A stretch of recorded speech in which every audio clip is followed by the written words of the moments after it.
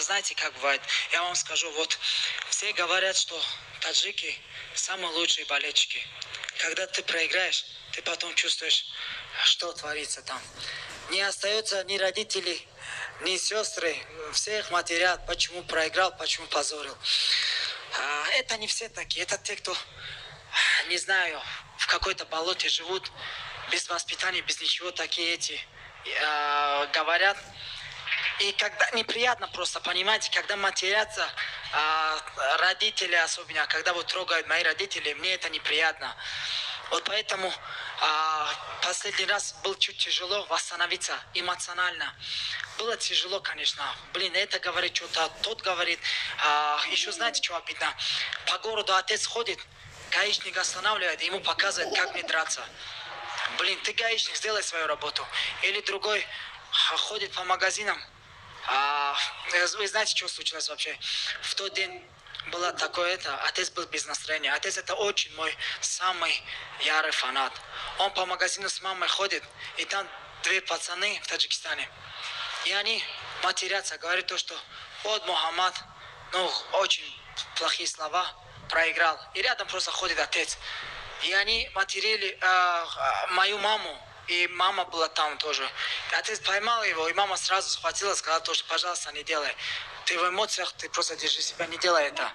Поэтому, вы знаете, это тяжело так. А так я уже привык к этому.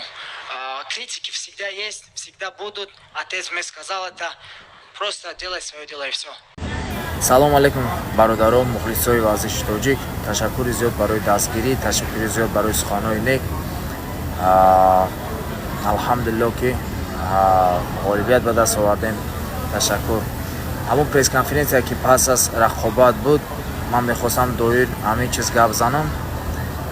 дар ҳамон пресс-конференсия агар як бор дига бодиқа тамошо кунед, ман мухлиси тоҷик гуфта ҳамаро дар назар надорам. ҳамон шахсое ки ставка мекунанд, шахсое ки пул бой метананд, дар нои мо хоб мекунанд, бой метану, баъд модару хоҳарои моро мерасанд, ман онаморо дар назар дорам. Вақте ки мода менавистанд ва положение буд ки дар шаҳр мақсад падару модари мара хӯрад кардагиянд, ман онаморо дар назар доштам ки дар пастӣ даштном мекунанду дар баландӣ таъриф. ҳамон шахсоне ки ҳурмати иззати худашонро намедонанд, мақсад даштном мекунанд, гапи қабеҳ мезананд. агар мара гап зананд, ман фақат мегӯм ман ира тоқат мекунам. вале вақти падару модари мара мерасанд, вақте ки хоҳару апаи мара мерасанд, ҳеҷ чиз уже тамоми бигем сарҳадоро мегзара. ва ҳамон хотир бародаро, фикр накунед ки ман мухлиси тоҷик гуфта ҳамаи шуморо дар назар дорам. ман ба худо қасам ӯ коре ки стадион да карден бародаро, дастгирӣ карден, мухлисӣ карден, садқаи номи ҳамаи шумо кунам ора. ба худо қасам бениҳоят мара ҳеҷ чиз шод гардонд, хурсанд гардонд, мотиватсия дод, энергия дод. ва ҳамон одамое ки нисбати мо гапҳои қабеҳ мезананд, ман фақат ҳаморо дар назар доштам бародаро. агар ман ба иззати нафси шумо сахт расида бошам, агар ягон гапам шояд хато биромада боша, барои ҳамин хотир бубахшед мара бародарон. мегӯянд нокарда дар ин ҷаҳон гуноҳ кист бигӯ.